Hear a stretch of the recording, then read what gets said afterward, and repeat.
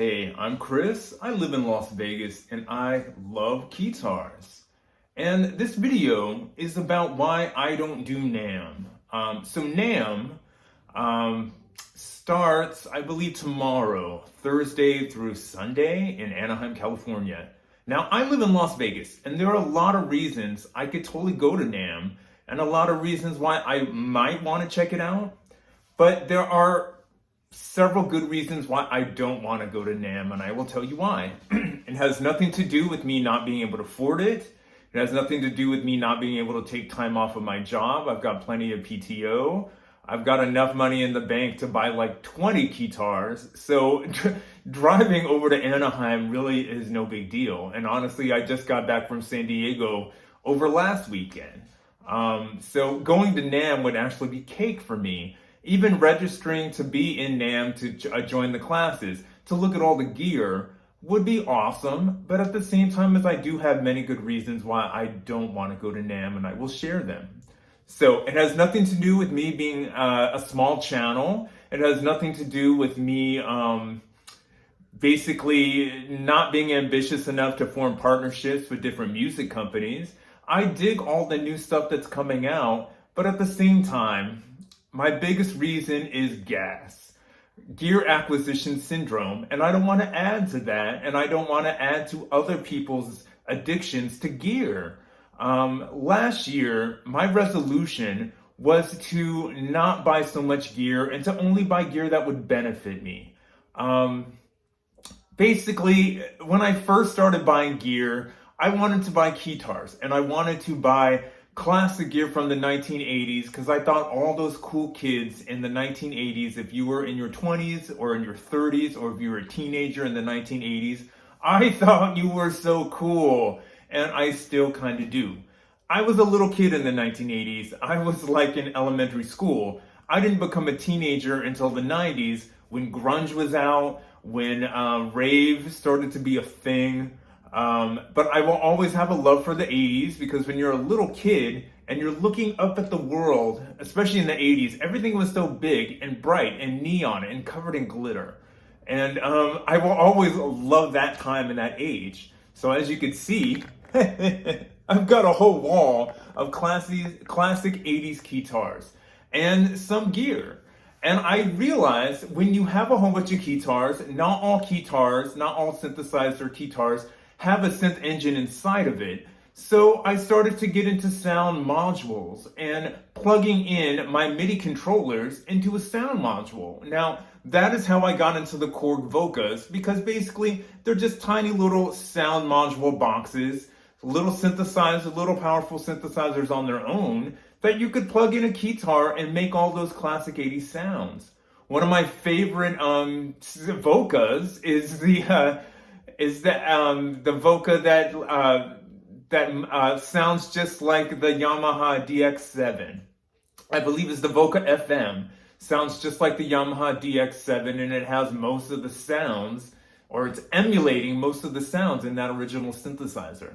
I love the Voca keys because it's an analog synthesizer. It can make you learn how to edit analog sound, and yet, and you hook it up to a Keytar. I basically am using my Voca keys and my Voca bass together in order to use all of those oscillators to kind of emulate a Moog Keytar, Moog Liberation. So I have a much love for those little boxes and those little synth modules.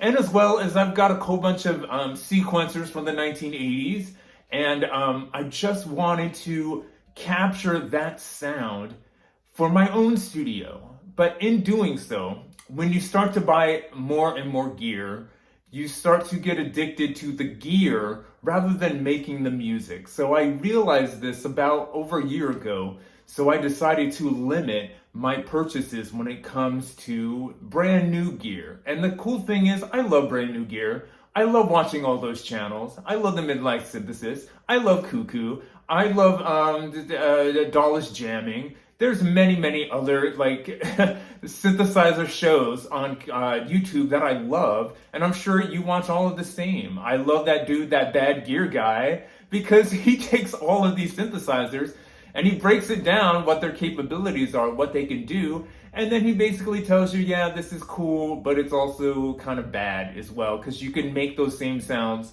on a box. You can make those same sounds on a DAW. So my deal is my collection was always supposed to be about buying classic 80s gear and pretending I was one of those teenagers in the 80s or one of those 20-somethings in the 80s making my own music.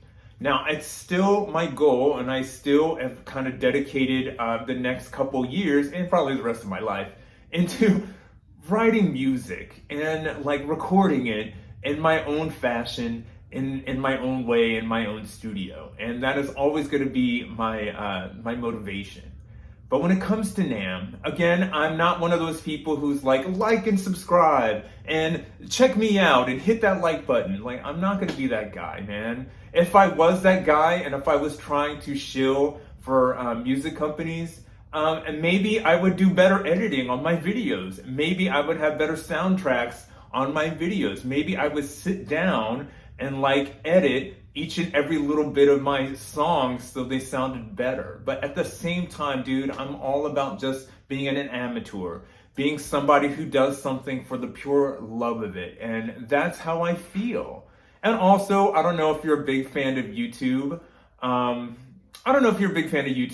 But if you watch these people who become famous YouTubers, the higher you go, the harder you fall, dude. If you've ever seen YouTubers that have become really famous and they have used YouTube to generate their entire income, it is so easy for them to screw up and piss off an entire community and then to lose everything. And then you've lost touch with like regular people and you haven't worked a regular job in like years because you've been a YouTuber. I don't want to be that guy. I work in public health. I love helping everybody each and every day in my public health work. I don't want to lose touch with that, man. And I don't want to stop giving back to my own community in Las Vegas.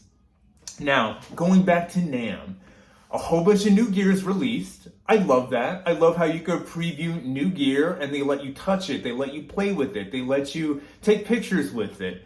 Dig it. Totally dig it. But at the same time, it's just adding to people's gear acquisition syndrome.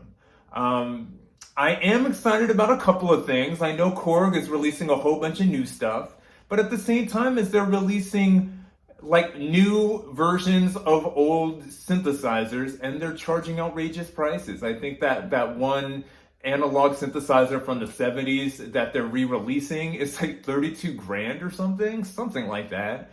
That's nuts. That's a little crazy. That's a little obsessive. And who is that for? If you're going to buy synthesizers that are way too expensive that you know you're not going to use, that's teenage engineering's job, man.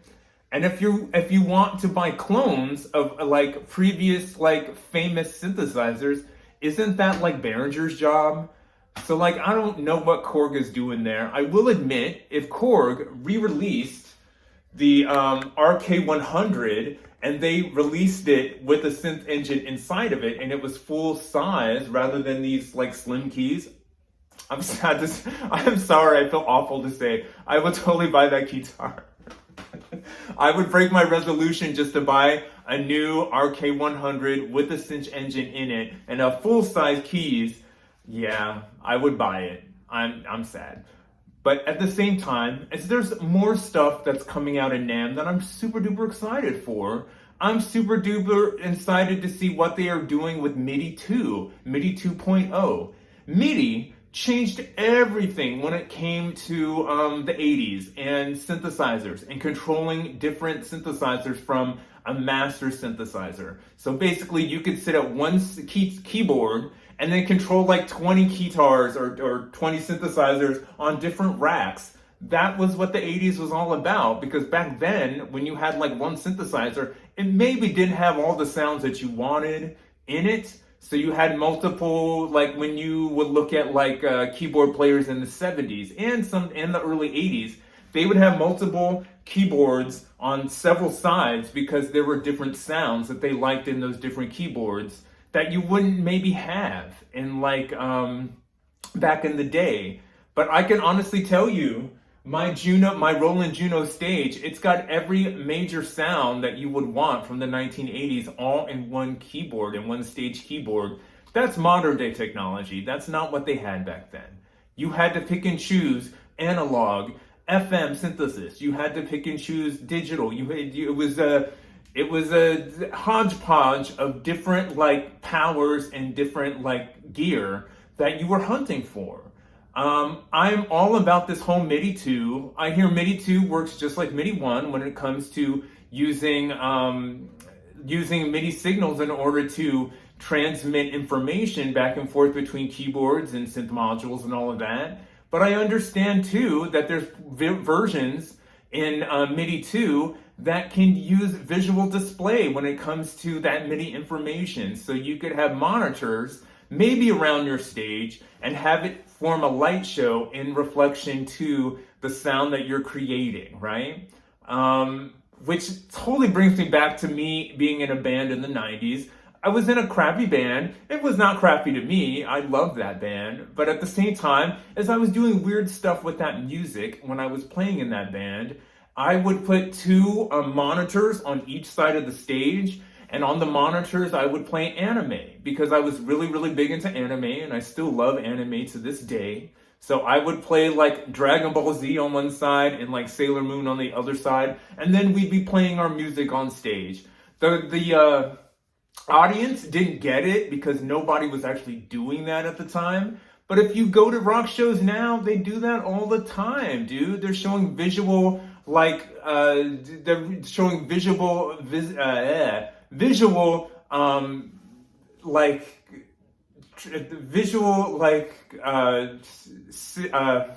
stimulation, visual stimulation on each side on multiple parts of the stage. They'll even project things, and so the audience project things in the ceiling. The Sphere here, which is the new venue for music, they're doing crazy stuff with projectors and holograms. And the deal is, that was kind of weird and new in the 90s, but now it's kind of commonplace to see incredible light shows in accompaniment with the music. So I know MIDI 2 is like part of that. So I would love to do MIDI 2. I would love to see what MIDI 2 is going to turn out to be in the end. And I'm thinking they're going to show some of it at NAMM. But at the same time, I don't want to travel just to see a whole bunch of gear that I don't need. That's really expensive. And I will always support the technology changing and of course support all the cool artists that get to go to NAMM and play with all the new gear. But at the same time, it's going to encourage people to buy stuff that they maybe don't need in their songwriting like ambitions. And I will always love all the new stuff coming out, but my passion has always been the 1980s and the weird original sounds from that time. And of course, Keytars.